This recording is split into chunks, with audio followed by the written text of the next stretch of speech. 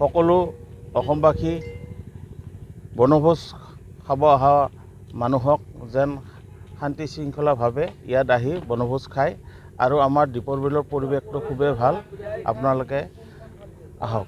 বনভোজ সময় এতিয়া হৈ আহিছে, এতিয়ালৈকে মানে আচলতে ডিচেম্বৰতে বনভোজস্থলী মানে মুকলি কৰা হয়, কিন্তু আমি এইবাৰ অলপ পৰিৱেশটো ভাল দেখাৰ কাৰণে অলপ আগতীয়াকৈ কৰা গৈছে।